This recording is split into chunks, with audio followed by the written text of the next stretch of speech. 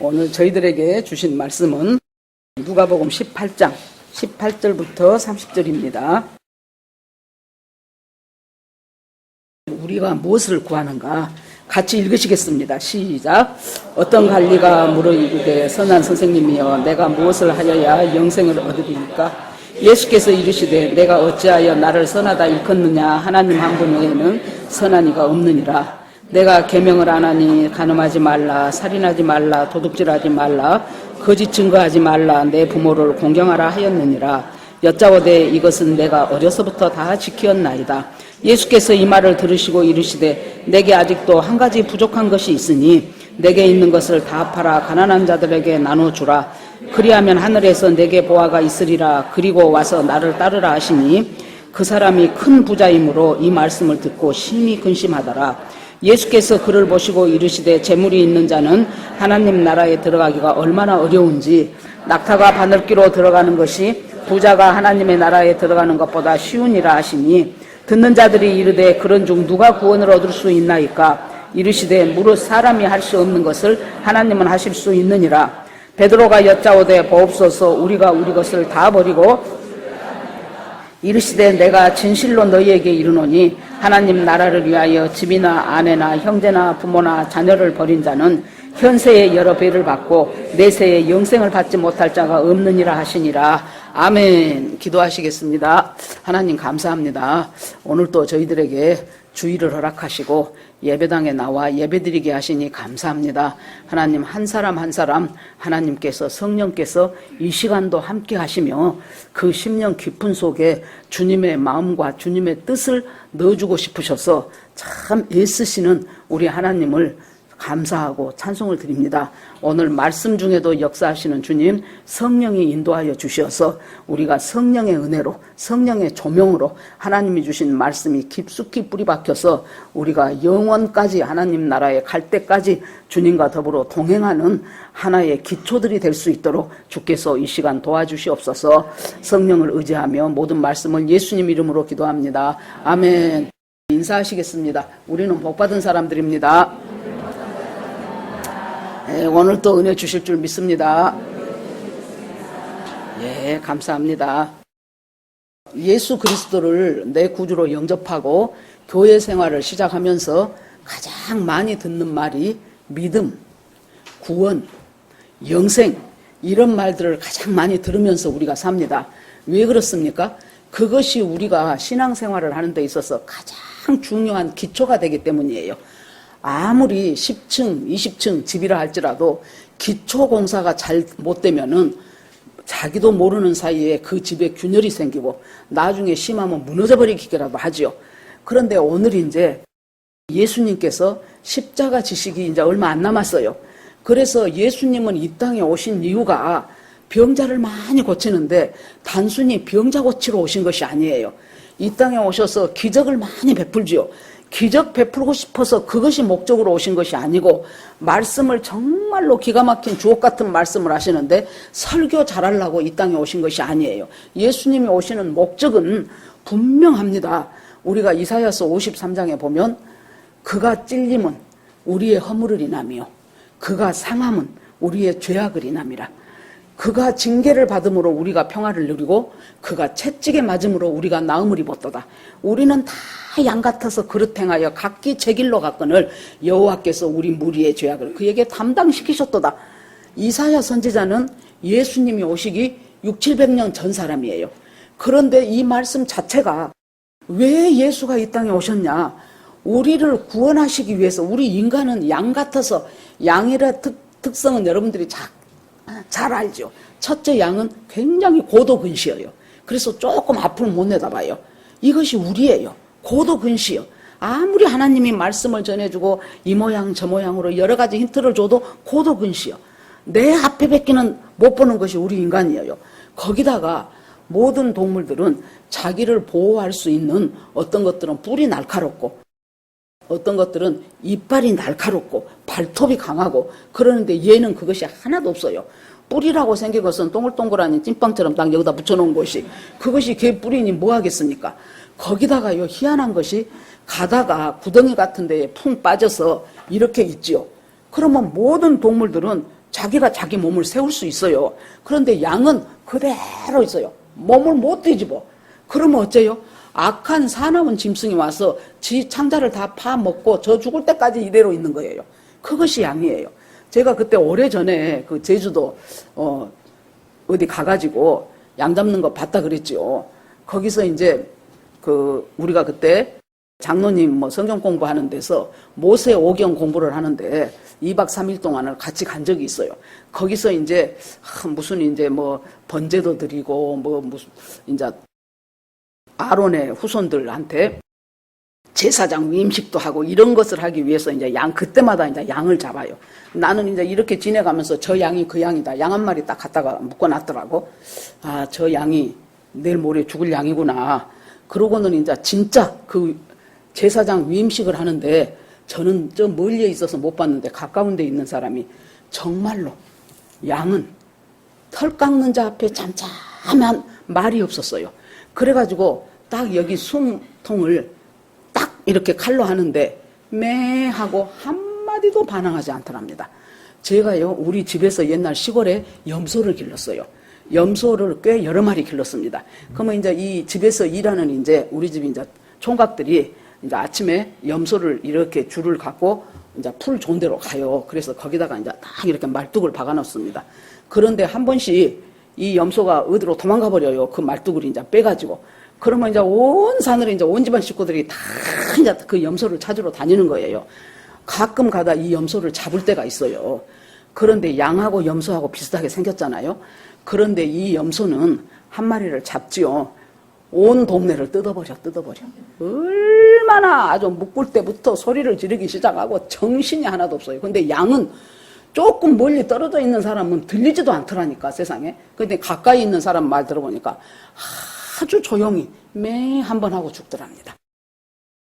우리는 양 같아서 그릇행에 악한 것들이 와서 우리 장기를 다 빼먹을 때까지도 우리 영혼 사냥꾼들이 와갖고 이단한테 잡혀가고 뭐한테 잡혀가가지고 다 그렇게 될 때까지도 저 죽는 줄도 모르고 그렇게 있는 것이 우리 양 같은 하나님의 자녀들이에요.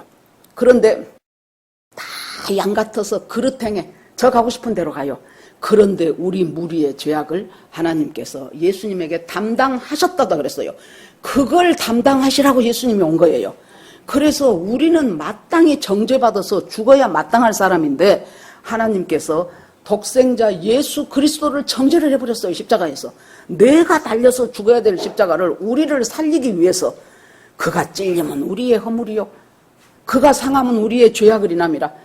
그가 징계를 받음으로 우리가 평화를 누리고 그가 채찍에 맞음으로 우리가 나음을 입었도다. 우리를 살리고 징계받지 않게 하고 우리한테 평화를 주려고 정말로 죄 없으신 예수님이 십자가에서 몸소 다 그 징계를 받고 우리 모든 죄를 그에게 그거 하려고 예수님이 이 땅에 오신 거예요. 그래서 지금 예수님이 그 십자가지로 지금 이제 며칠 안 남았습니다. 오늘 이 본문은 이제 올라가고 있는 중입니다. 그런데 어떤 관원이 한 사람이 왔어요. 젊은 청년이 와가지고 지금 이 말이 마태, 마가, 누가에 다 나옵니다. 오늘 기사가. 그런데 이 마태복음에 보면은 달려서 왔다 그랬어요. 달려와가지고 예수님 앞에 엎드려서 선한 선생이요. 내가 어떻게 해서 영생을 얻겠습니까? 그렇게 묻습니다. 그 말에 여러분 무슨 하자가 있습니까? 선한 선생이요. 내가 영생을 얻고 싶은데 내가 어떻게 해서 영생을 얻는 방법이 뭡니까? 라고 묻는 거예요. 그런데 예수님이 정말로 예상치 못한 대답을 해요. 네가 어찌 나를 선한 선생이라고 하느냐? 하나님 한 분 외에는 선한 선생이 없느니라 그래버려요. 그러면은 여기서 이 청년에 대한 세 복음서를 왔다 갔다 하면서 이 청년에 대한 프로필을 한번 생각을 해볼까요? 첫째, 나이가 젊은 사람이에요. 둘째, 부자라 그랬어요. 셋째, 관원이요. 이 관원은 그냥 저 하급 지위에 있는 사람이 아니에요. 이 관원에 사용하는 이 단어가 굉장히 고위층 관리라고 말이에요. 그러니까 나이도 젊은 사람이, 돈도 많은 사람이, 직책도 높은 직책을 갖고 있는 데다가 거기다가 뭐까지 있어요? 영생에 대한 관심까지 있어. 잘 믿어보려고 애쓰는 사람이요. 이런 사람이 만약에 우리들 아들이라면 얼마나 자랑하고 싶겠습니까? 이런 사람을 우리 딸이 사윗감으로 데려온다고 해봐요. 야, 볼 것도 없다. 야, 빨리 상견례하고 빨리 결혼식 하자. 누가 제가 버릴라 그런다니까요. 그런데 이 사람이 달려와가지고 예수님 앞에 하는 말이 내가 무엇을 하여야 영생을 얻겠습니까?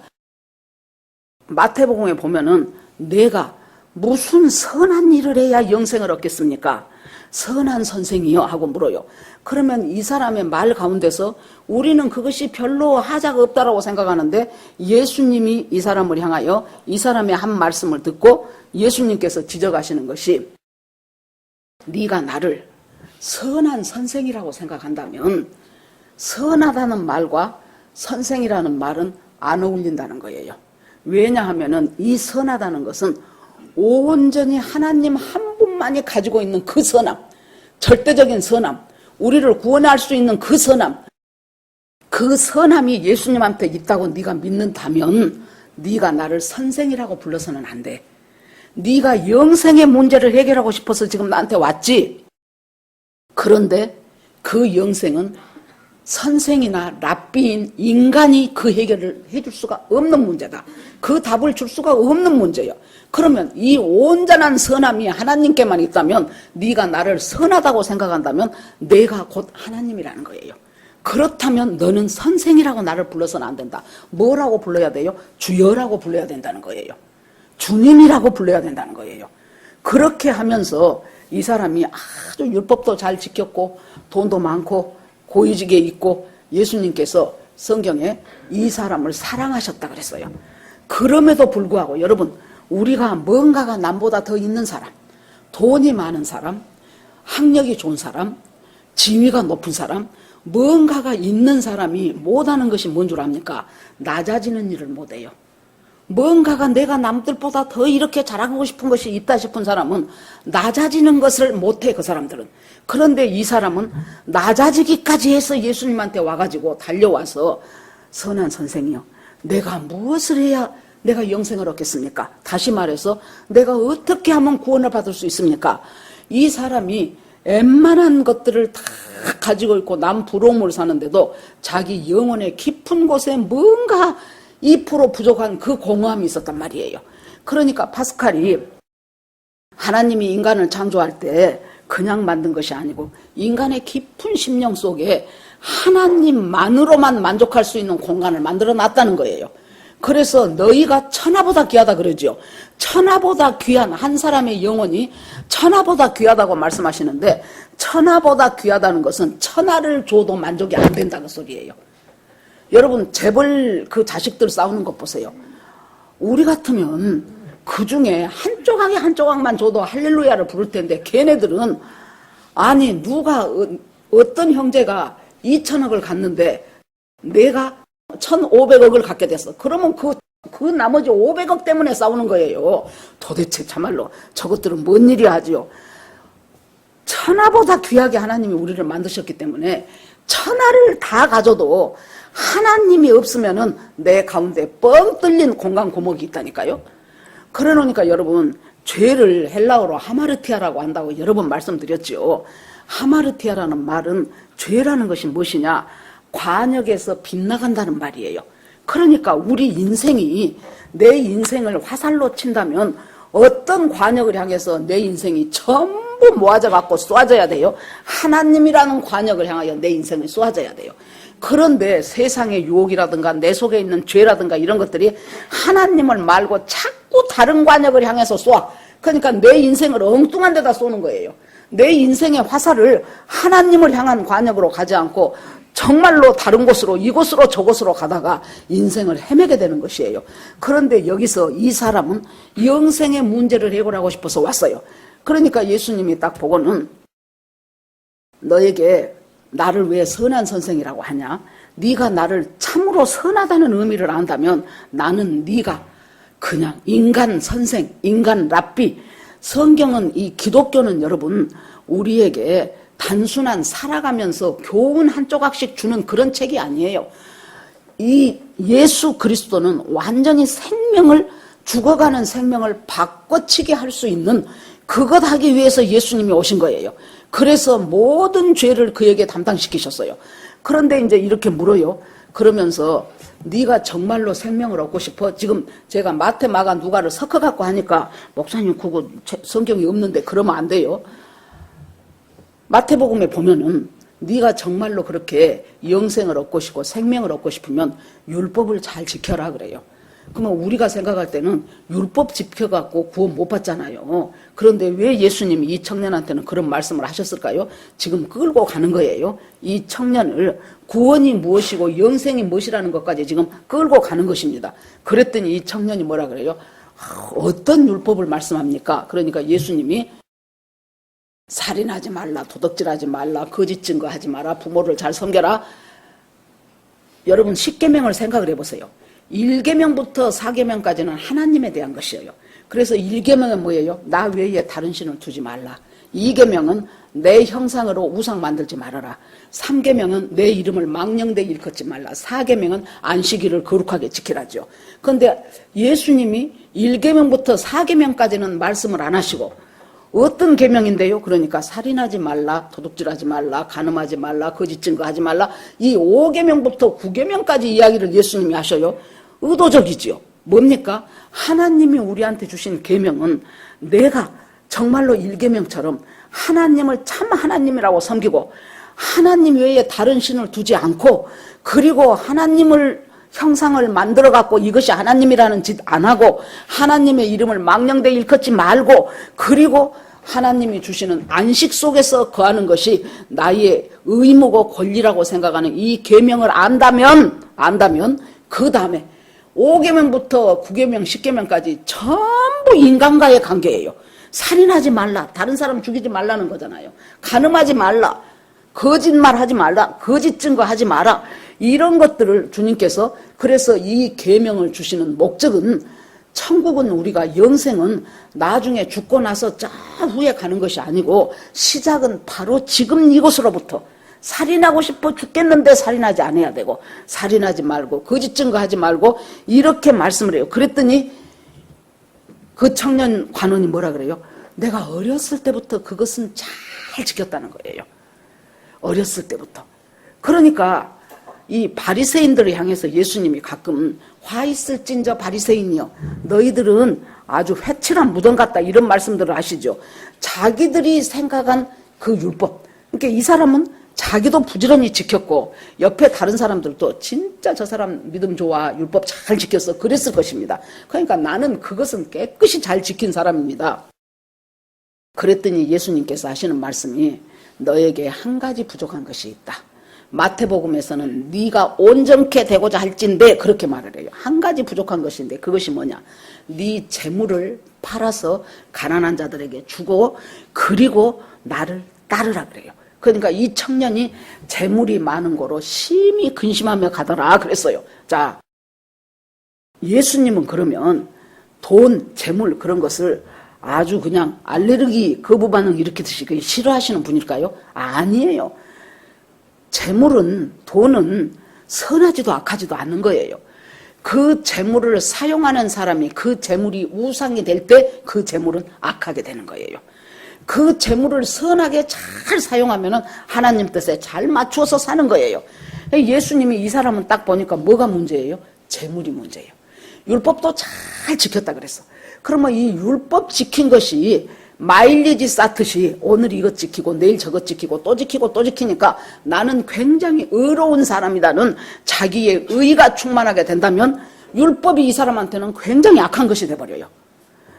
이 사람은 돈이 이 많은 돈이 결국에 가서 자기를 막 얽어매는 것이 된다면 아까 여러분 돈이 엄청 많은 사람치고 진짜 진심으로 겸손한 사람이 쉽지가 않습니다. 쉽지가. 막 그냥 학교를 뭐 기가 막히게 좋은 대로만 해갖고 그냥 엄청나게 지금 잘 나가고 있다. 그 사람도 겸손해지기가 쉽지가 않아요. 우리가 뭔가를 갖고 있다면은 그 가지고 있는 그 사람한테는 참 아까 낮아지기가 어렵다 그랬지요. 그러면 이것에서 어떻게 할 수 있어요? 이것들을 통해서 하나님, 미신과 신앙의 차이가 뭐냐면 옛날 구약시대 때도 예수님이 이스라엘 백성 보고 너희들이 나를 배반했다. 너희들이 나를 버렸다. 너희들이 나를 따르지 않았다. 그러면 우리가 안 그랬는데요. 막 그러죠. 그러면 여러분 미신은 뭡니까? 미신은 내가 뭔가를 열심히 해서 내가 믿는 신의 마음을 움직여. 그래가지고 움직여서 내가 지금 원하는 것을 그 신에게서 얻어내고자 하는 것이 미신이에요. 그러니까 자 교회 안으로도 생각을 해봅시다. 내가 지금 뭔가 목적이 있어. 내가 하나님 앞에 열심히 작정하고 기도를 해. 그래가지고 하나님이 안 주고 싶은데 하나님의 마음을 움직여갖고 그리고 그 움직이는 하나님 마음으로 내가 원하는 것을 얻어야 되겠다고 생각한다면 우리는 뭐예요? 교회 안에 들어와 있는 우상 숭배자다 그 말이에요. 믿음은 뭐예요? 하나님.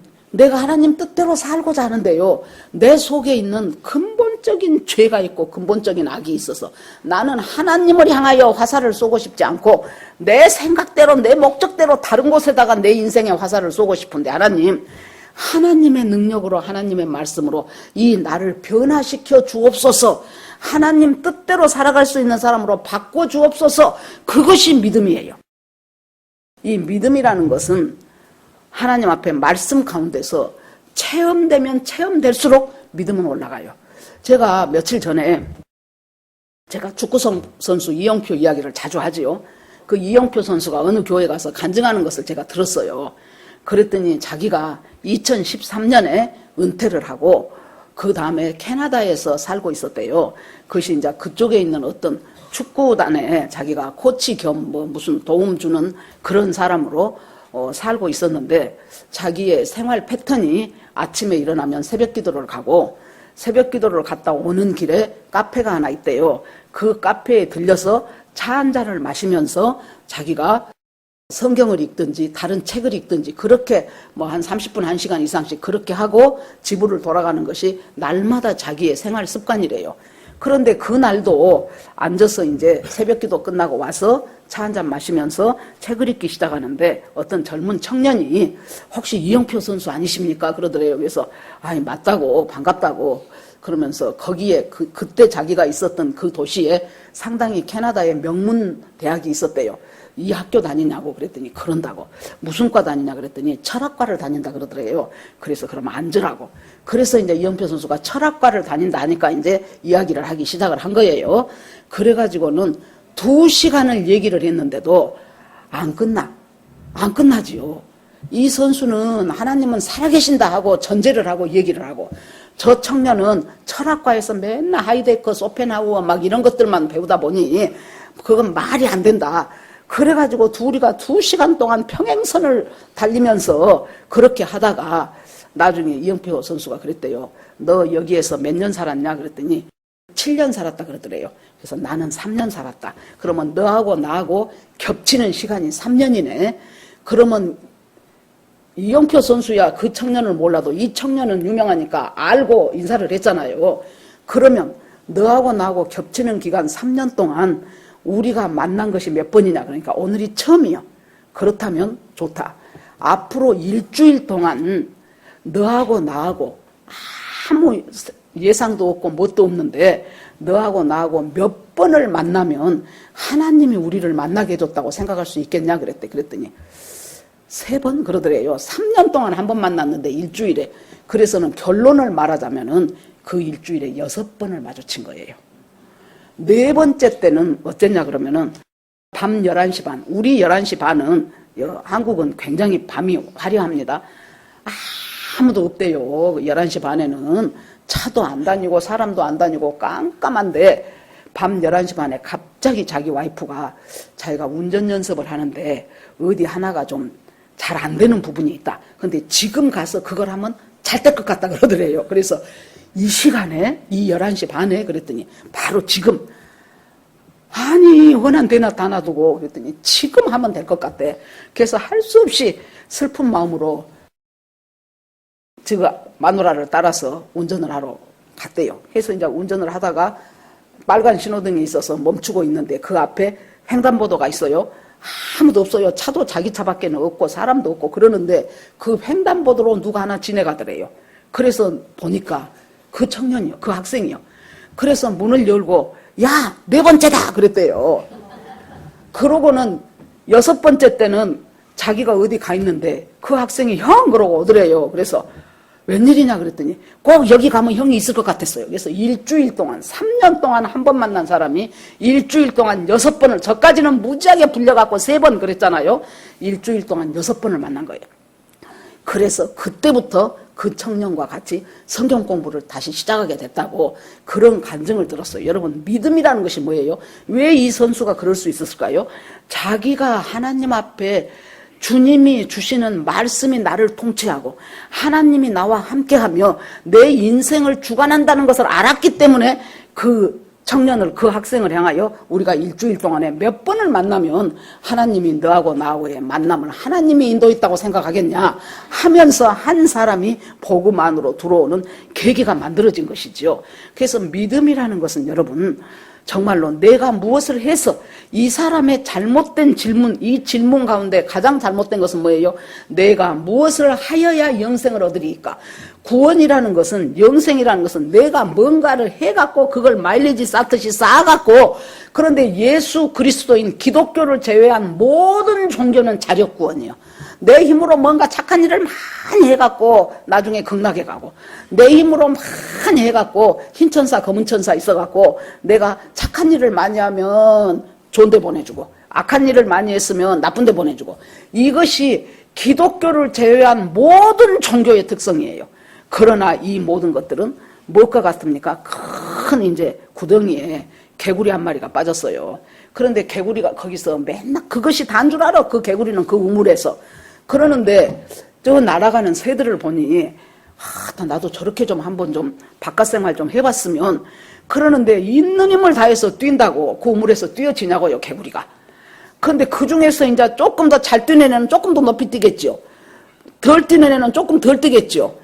그런데 그 개구리가 밖으로 나올 수 있는 유일한 방법은 뭐예요? 누가 바깥에서 막대기 하나를 딱 갖다가 놔두면 돼요. 그 우물에다, 거기다가. 그러면은 이 개구리가 그 막대기를 타면 밖으로 나올 수 있어요. 우리 인간이 자력 구원이라는 것은 꼭 이와 같아요. 우물 안에 있는 개구리가 자기가 있는 힘을 다해서 선행도 쌓고 좋은 일도 하고 많이 배우고 그렇게 하면 뛰어나가질 것 같은데 그것이 절대로 불가능해요. 예수 그리스도라는 십자가를 통한 그 막대기 하나가 내 인생 가운데 들어오기 시작하면서 내가 그것을 타고, 그래서 내가 곧 길이요 진리요 생명이니 나로 말미암지 않고는 아버지께로 올 자가 없느니라 그랬어요. 예수 그리스도라는 그 막대기를 타고 올라가야 밖으로 그 개구리가 나갈 수 있는 것과 마찬가지로. 그래서 예수님이 지금 끌고 가는 거예요. 네가 그렇게 율법을 다 지켰어? 그랬더니 나는 어려서부터 잘 지켰어요. 그래? 그렇다면 네가 온전하고 싶어진다면 너에게 한 가지 부족한 것이 있는데, 지금 너는 하나님의 구원이 너를 향해서 흘러가려고 하는데 그걸 딱 막고 있는 것이 예수님 보니까 재물이라는 거예요. 율법을 잘 지킨 자기 의라는 거예요. 그래서 네가 이 재물을 팔아서 어떻게 영생을 얻으리까 한 것은 미래 시제로 써졌어요. 그런데 예수님이 팔아서 다 주고 와서 나를 따르라. 이 동사는 전부 현재 동사예요. 그러니까 영생을 얻으리까 하는 것이 미래에 끝나는 것이 아니고 지금 현재 내 삶에서부터 시작한다는 거예요. 그러니까 우리가 날마다 살아가는 그 일상이 대체적으로 어제가 오늘 같고 오늘이 내일 같고 그렇습니다. 그러는데 그때그때 일어나는 자잘한 사건들과 자잘한 만나는 사람들과 속에서 생기는 여러 가지 것들과 이런 것들을 그때그때마다 하나님의 시선으로, 하나님의 관점으로 바라보기 시작한 거예요. 이것이 하나님이 나한테 지금 뭔 말씀을 하시고 계신가? 성령이 나를 지금 이쪽으로 인도하시는가? 그것에 예민해지는 저와 여러분이 되기를 간절히 바랍니다. 그래 놓으니까 이제 이 사람이 슬픈 빛을 띠면서 갔어요. 그러니까 예수님이 뭐라고 하십니까? 사람이, 부자가 천국에 가는 것이 낙타가 바늘귀로 들어가는 것보다 더 어렵다 그랬어요. 그러면 이것이 불가능하냐? 아니에요. 사람은 할 수 없으되 하나님은 할 수 있다 그랬어요. 예를 성경에서 들자면은 삭개오 보세요. 얼마나 부자였습니까? 세리해갖고 돈을 엄청 모았죠. 그런데 예수님을 딱 만나고 예수님이 삭개오야 내려와라. 내가 오늘 밤에 네 집에 유하여야 되겠다. 그러니까 예수님 앞에 내가 네 것을 토생한 것이 있으면은 4배나 갖고 재산 반 뚝 띄어갖고 가난한 사람 다 주고 나머지 2분의 1 갖고 또 내가 누구한테 토색한 것 있으면 곱하기 4해서 내가 갖겠습니다. 여러분, 사람은 할 수 없으되 하나님은 할 수 있다는 거예요. 그런데 여기서 재물이 많은 이 청년 부자라는 것은 꼭 돈뿐만이 아니에요.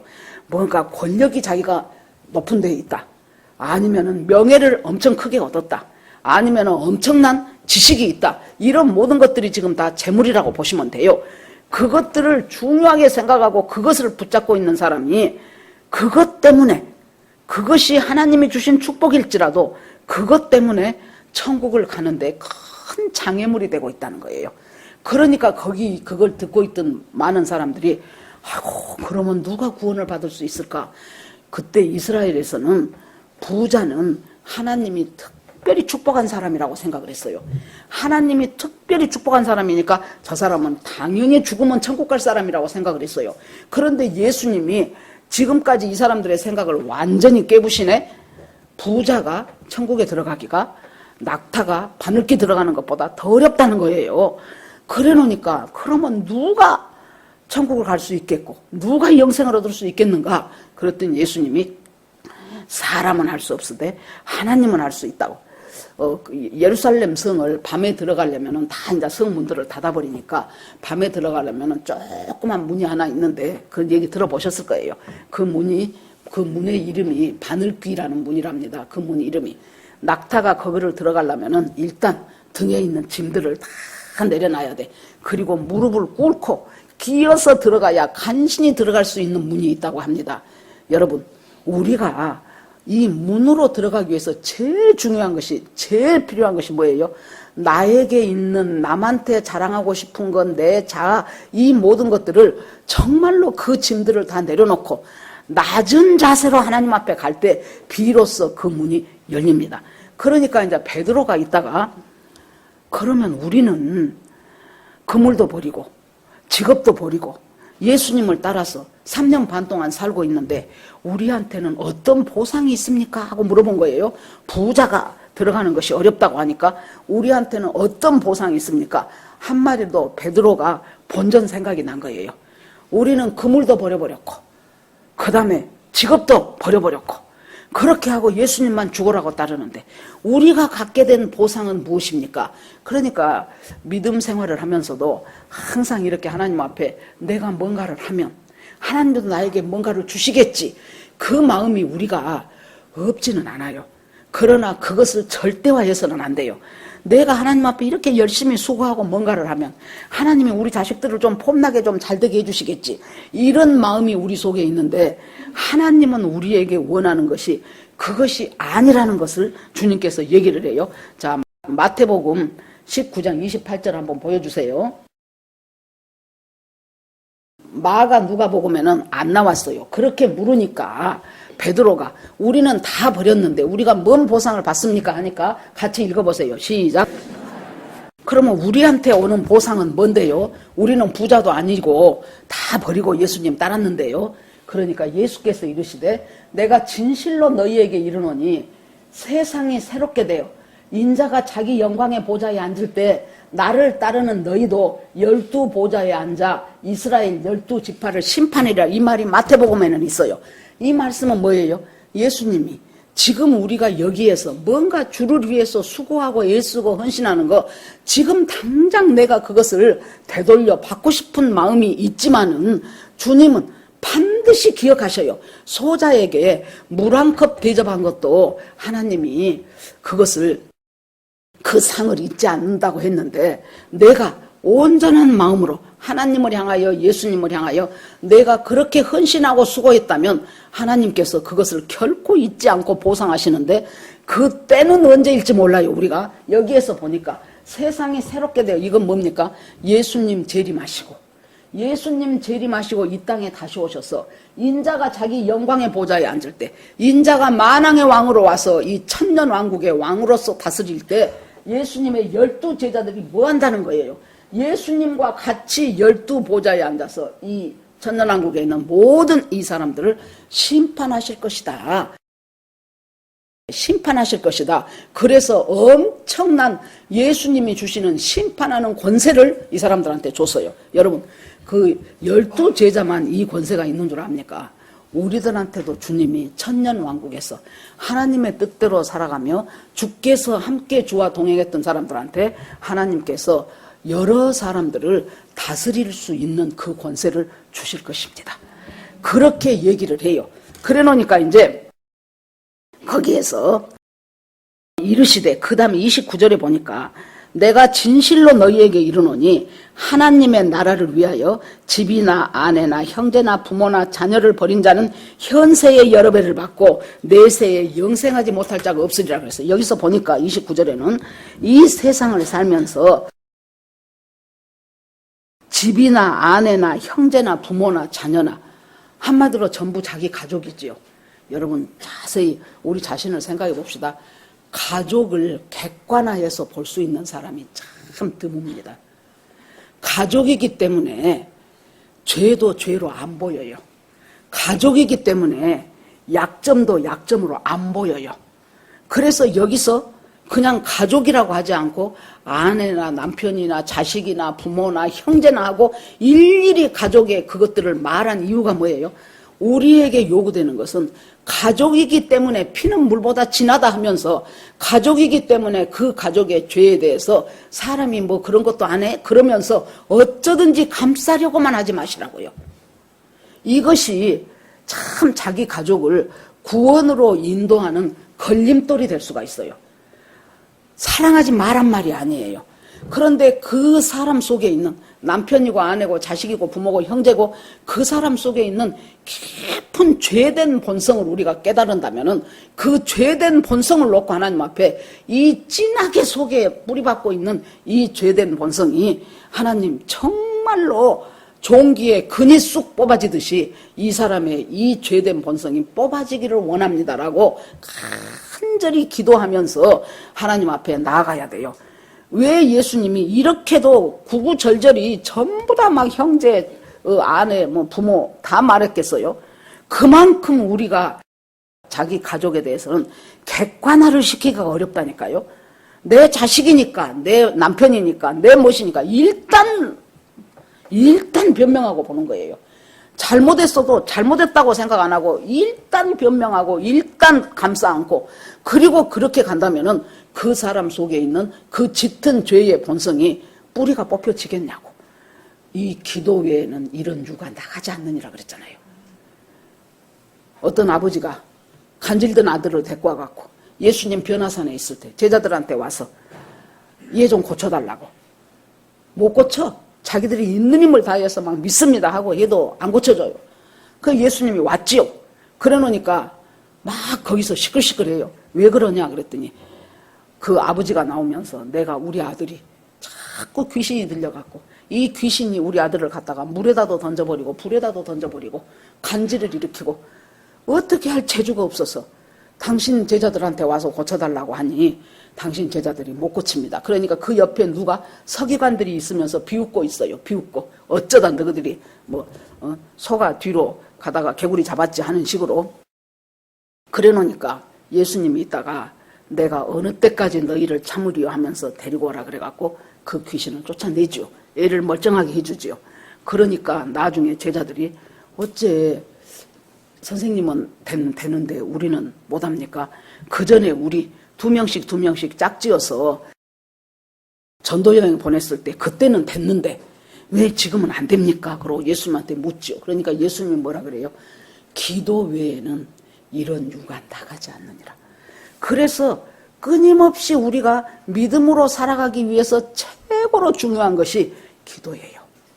기도하면서 무엇을 해야 돼요? 무조건 기도가 아니고 하나님 내가 변화받아야 되겠는데요.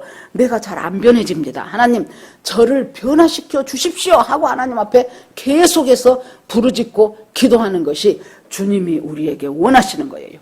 오늘 말씀을 다시 한번 이 누가복음에는 안 나왔는데 마태, 마가복음에는 그 다음에 한 줄이 딱 더 올라 있어요. 그 한 줄이 뭐냐면은 먼저 된 자가 나중되고 나중된 자가 먼저니라.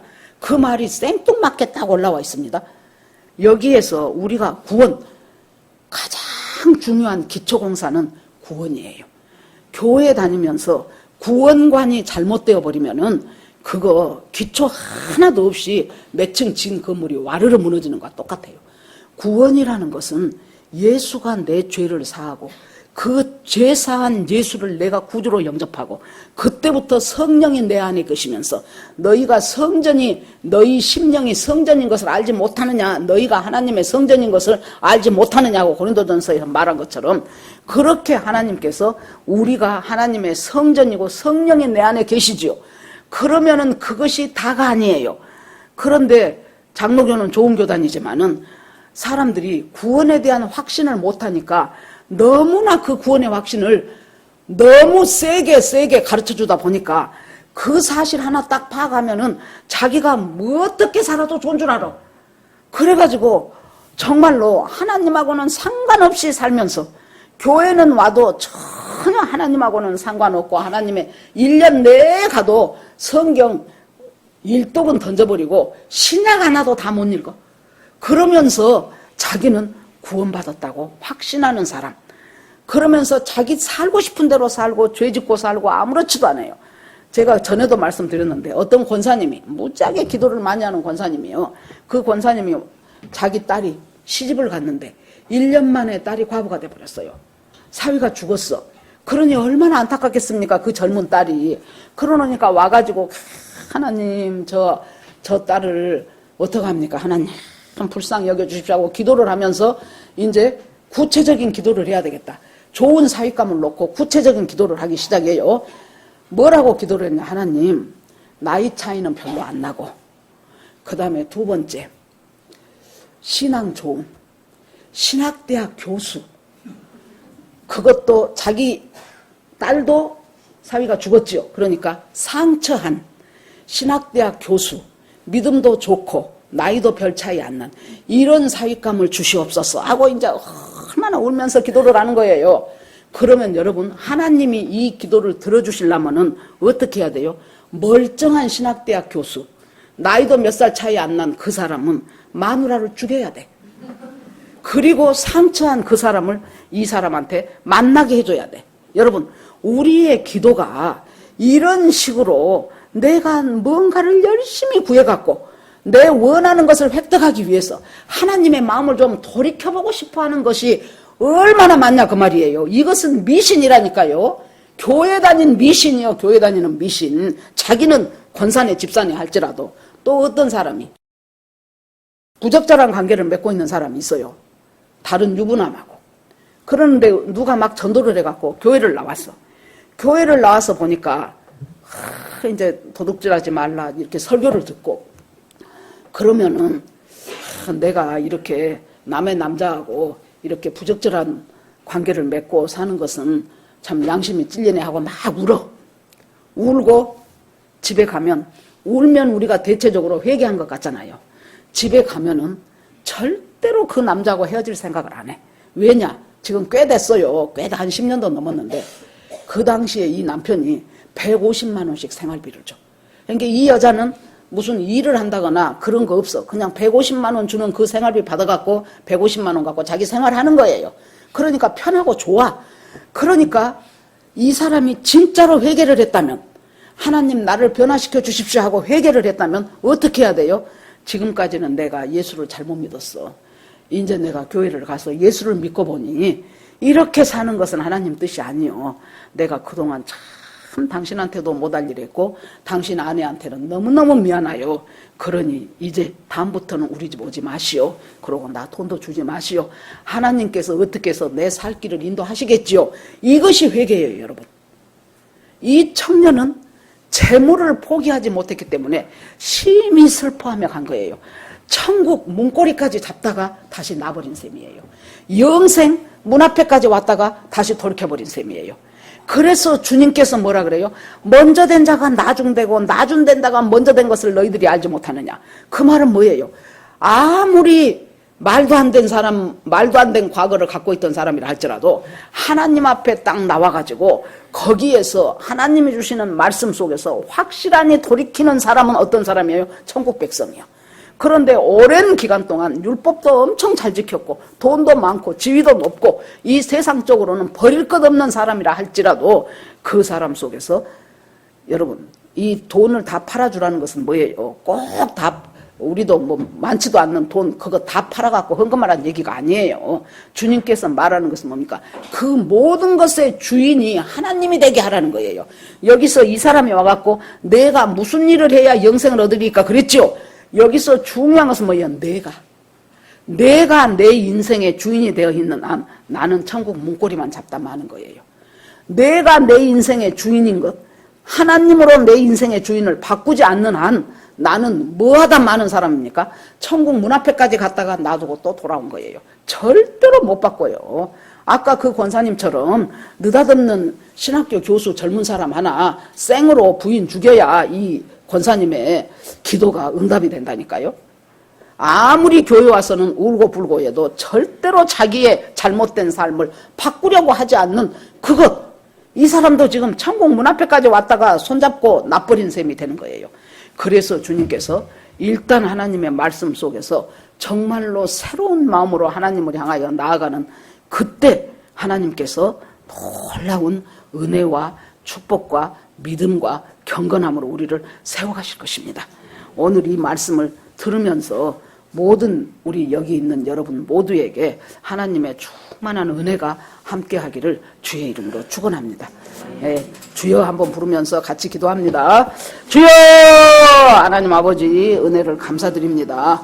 오늘 또 성령께서 인도하여 주시어서 하나님 우리가 영생을 위하여 가장 중요한 것이 주어가 바뀌지 않았습니다. 내가 무엇을 하여야 영생을 얻으리까 한데 주어가 바뀌지 않았고 하나님의 선함이 무엇인 줄을 모르고 그래서 하나님께서는 우리에게 다시 한번 선한 것이 무엇이며 어떻게 구원받아야 되는가 네가 온전해지고자 할 텐데 네 소유를 파라고 주님께서 말씀하시며 하나님과 나와의 사이에 막힌 담을 헐어버리는 주님을 찬송하고 찬송합니다.